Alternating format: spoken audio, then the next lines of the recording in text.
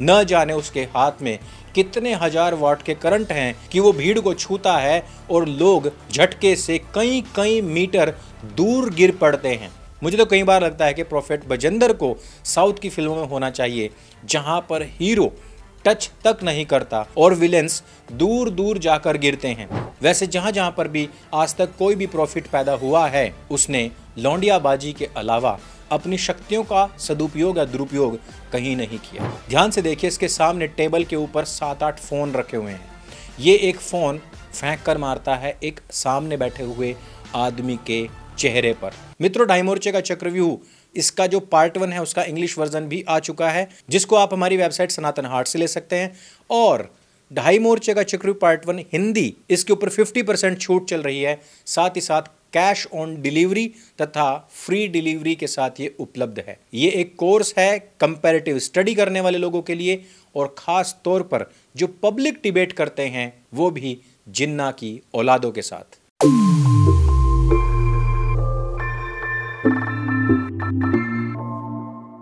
फरवरी and में pastor Bajinder के ऊपर एक केस दर्ज हुआ था, जिसमें एक लड़की ने कहा कि पास्टर बजिंदर ना केवल उसको बैड टच करता है, बल्कि उसको बहुत टॉर्चर करता है, सेक्सुअली हरास करता है। उसकी जगह पर अगर कोई हिंदू संत होता तो सारे सुप्रीम कोर्ट या हाई कोर्ट के वकील और जज खुद उसको गिरफ्तार करने के लिए उसके घर पर पहुंच जाते। लेकिन पास्टर बजिंदर के खिलाफ न जाने कितनी शिकायतें दर्ज हो चुकी हैं, फिर भी उसको आज तक गिरफ्तार करने की किसी में भी हिम्मत नहीं हुई। हालांकि हाई कोर्ट ने गैर जमानती वारंट भी निकाल दिया था, लेकिन पंजाब के अंदर बस रही अंधभक्तों की भीड़ ने सड़क हाईवे सब जाम कर दिए थे, जिसके बाद में पुलिस को बहुत मशक्कत करनी पड़ी और आज तक ये तथाकथित प्रॉफिट गिरफ्तार नहीं किया जा सका। लेकिन इसमें एक बहुत बड़ा खुलासा हुआ है। तकरीबन 2.5 मिनट का वो सीसीटीवी फुटेज सामने आ गया है, जिसमें वो अपने ऑफिस के अंदर ना केवल लोगों को मारपीट रहा है, बल्कि उनको टॉर्चर कर रहा है, धमकियां दे रहा है। ये मैं वीडियो पूरी की पूरी आपको दिखाऊंगा, लेकिन उससे पहले पास्टर बजिंदर के विषय में हमें थोड़ी सी चर्चाएं कर लेनी चाहिए। ये कोई पहला मामला नहीं है कि जब उसके ऊपर किसी लड़की ने इसी प्रकार का सेक्सुअल हरासमेंट का केस लगाया हो।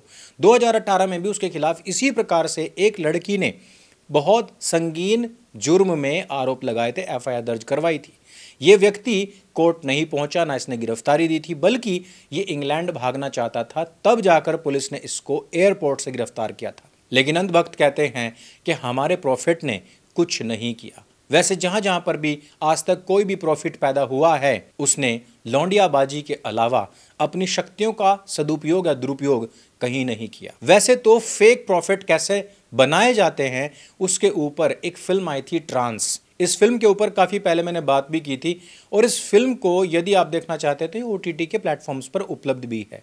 और उसी बिजनेस मॉड्यूल पर काम करते हुए प्रॉफिट बजिंदर या फिर मेरे नाम को बदनाम करने के लिए जी जान की कोशिश में जुटे अंकुर नरूला, इस प्रकार के जितने भी लोग हैं वो जुटे हुए हैं, लगे हुए हैं। पंजाब की वो धरती जो कभी के समय में वीर सूरमा पैदा किया करती थी, वो आजकल वहां पर या तो नशेड़ी गंजेड़ी पैदा कर रही है, या फिर देश को तोड़ने वाले खालिस्तानी सपोर्टर्स, और या फिर मेरा यसू यसू करने वाले अंधभक्त लोग। इस एफआईआर के अनुसार इस लड़की ने अपने बयान दर्ज में कहा कि पास्टर बजिंदर ने सबसे पहले उसका नंबर लिया और उसके बाद में वो उससे बहुत बदतमीजी से फ़ोन के ऊपर बातें करने लग गया। फ़ोन पर बात करने के साथ ही साथ जब भी वो सत्संग के लिए जाती थी, उसको अलग रूम में बुलाकर उसको सेक्सुअली हरास करता था, उसको बैड टच करता था, उसके संवेदनशील अंगों को छूता था। लड़की ने तो अपने बयान में और भी बहुत सारी बातें कही हैं, जिनको हम यहाँ पर नहीं बता सकते। लेकिन मामला इतना संगीन है कि प्रॉफिट बजिंदर को हाई कोर्ट की तरफ से फटकार लगाते हुए तुरंत पेश होने के लिए कहा गया था, और ये मामला मार्च के शुरुआत से ही चल रहा है। लेकिन बजिंदर ना तो आज तक किसी थाने में उपस्थित हुआ और ना ही वो अदालत में पहुंचा।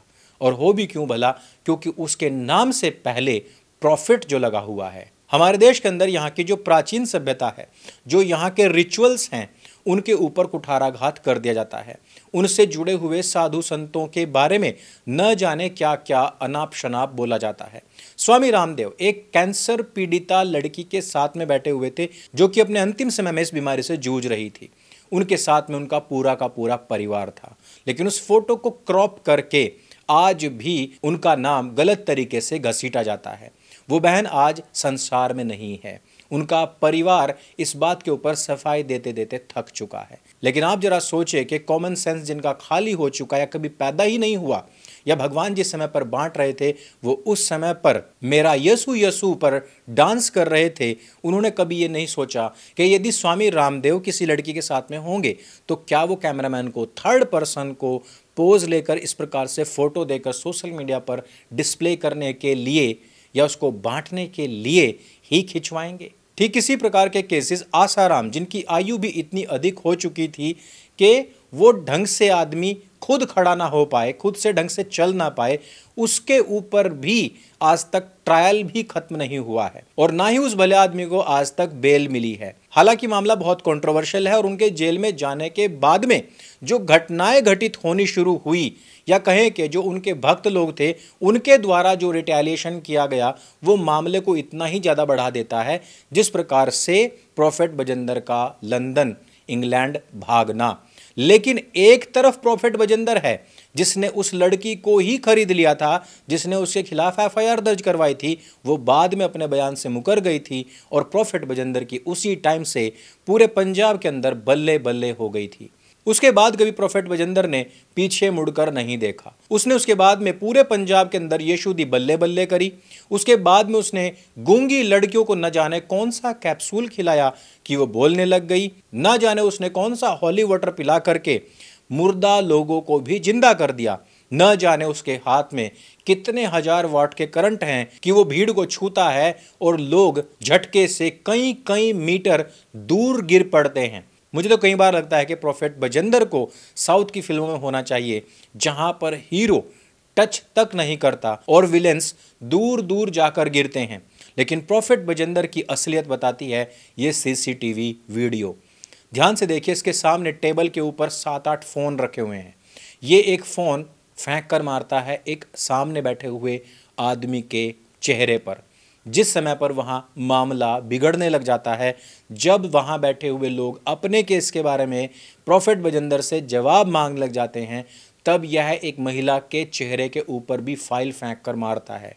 इस सीसीटीवी वीडियो को फरवरी 2025 में हुई इसी एफआईआर के साथ में जोड़कर देखा जा रहा है। प्रोफेट बजिंदर वहाँ से उठता है और इस महिला के साथ में भी हाथापाई करता है, जिसके बाद में एक और केस दर्ज हो जाता है। लेकिन आपको क्या लगता है कि प्रोफेट बजिंदर इसके बाद में गिरफ्तार हो जाएगा? अगर आपको ऐसा लगता है तो आप भी अंधभक्त हैं। इस देश के अंदर जेल जाने के लिए आपके पास पहले एक क्वालिफिकेशन होनी चाहिए कि आप एक हिंदू संत हों, आप क्रिश्चियनिज्म के खिलाफ कार्य कर रहे हों, आप लोगों से शराब छुड़वाने का कार्य कर रहे हों और साथ ही साथ आप अपने कल्चर के ऊपर गर्व कराने के लिए बैठे हुए हों। ना कि इस देश का कानून इस प्रकार का है कि यहाँ का जज खड़े होकर कह देता है कि किसी लड़की का नाड़ा तोड़ना या उसके स्तन दबाना, उसके ऊपर कोई रेप अटेम्प्ट नहीं माना जा सकता। यहाँ के जजों के घर में जब पूरा का पूरा रूम भर करके कैश मिल जाता है ना, तो अगले दिन ही रिपोर्ट आ जाती है कि उनके घर में तो फूटी कौड़ी तक नहीं है। ये बिका हुआ और अंधा कानून केवल और केवल उनके खिलाफ कार्य करता है जो अपने देश, धर्म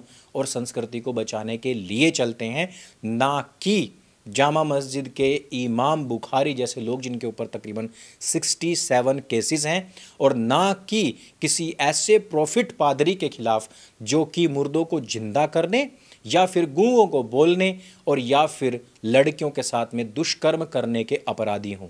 इस देश के अंदर आयुर्वेद बैन हो सकता है, लेकिन यीशु दी बल्ले बल्ले बोलकर ढोंग, आडंबर, पाखंड को बढ़ावा देने वाले लोग कतई भी नहीं। इस वीडियो में सिर्फ इतना ही। अगर ये वीडियो आपको अच्छी लगती, जानकारी से भरपूर लगती है, तो इसको सबके साथ में शेयर अवश्य करें, और ख़ास तौर पर उनको जिनके चर्च में राशन कार्ड बनाए जाते हैं, जो 2 किलो चावल के बदले अपनी इज्जत देकर आते हैं। मेरे संग बोले सत्य सनातन वैदिक धर्म की जय। जय हिंद, वंदे मातरम।